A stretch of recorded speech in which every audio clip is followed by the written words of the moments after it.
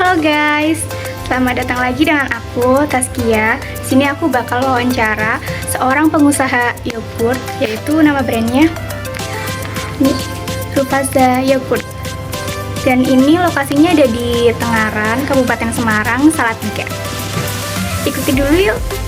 Perkenalkan, nama saya Iza, usia 31 tahun, lokasi produksi di Puri Indah.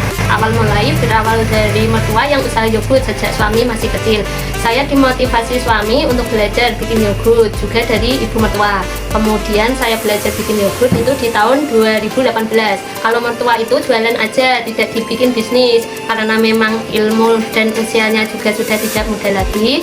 Terus produk yang pertama itu adalah Zin. Awalnya masih saya pakai untuk nama produk, tapi sekarang sudah tidak karena fokusnya berbisnis bukan lagi jualan. Saya mulai cari tim produksi, proses produksi semua di dapur rumah sendiri.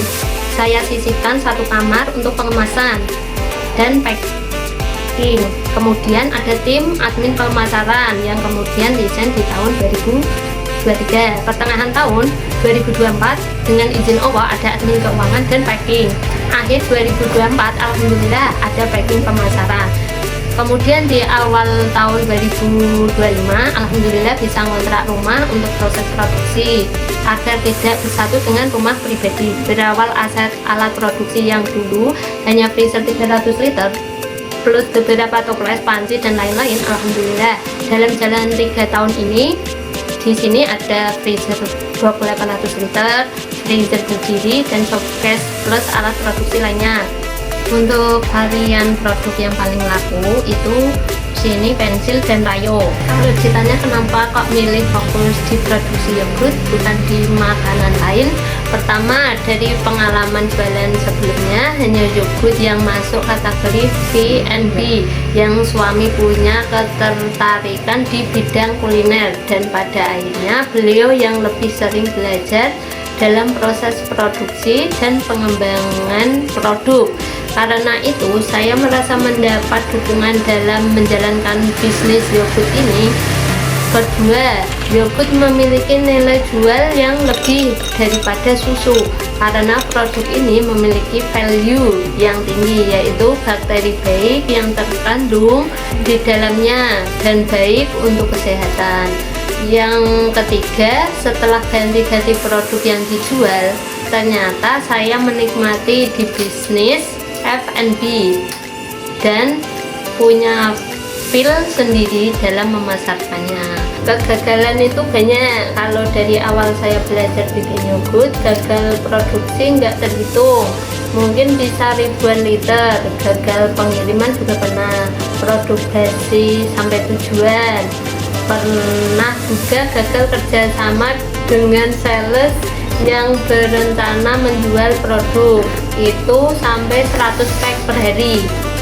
Ini ada cerita dan menjadi sebab awal launchingnya produk kayu.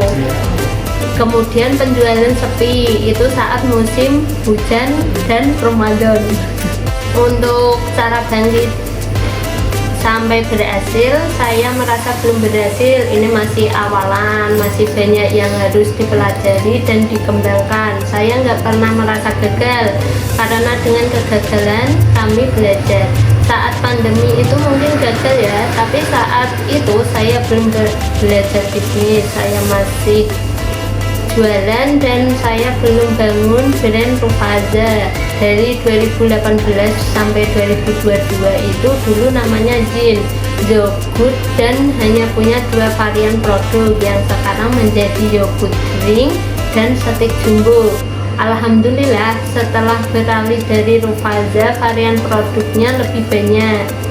Untuk omset paling kecil dulu saat Zin yogurt omset paling itu sampai cuma 1 juta sampai 4 juta saja.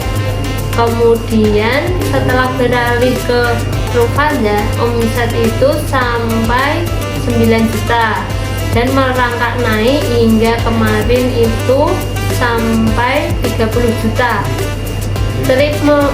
Tip untuk memulai usaha untuk anak muda, Mumpung masih muda, mulailah dengan berjualan apa aja dan coba aja asal produknya halal. Yang penting konsisten, tekuni. Seiring berjalannya waktu akan ketemu kamu nyamannya jualan apa. Nah, kalau udah ketemu nyaman di jualan apa, mulailah dibangun bisnisnya.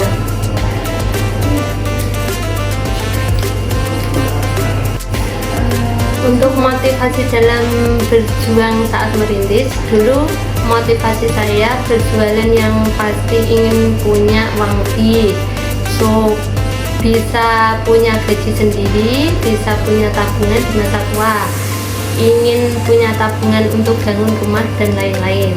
Tapi setelah berbisnis, orientasi saya tidak hanya uang, lebih meluas, memberi manfaat untuk orang lain dan sekitarnya. Misal membuka lapangan pekerjaan, memberi kesempatan untuk tim agar belajar dan terus saling belajar. Setiap ada kegagalan, saya berdoa kepada Allah untuk mengganti lebih baik. Dengan berbisnis ini, saya berharap Allah ridho dan memberi pahala kepada saya karena niat ini.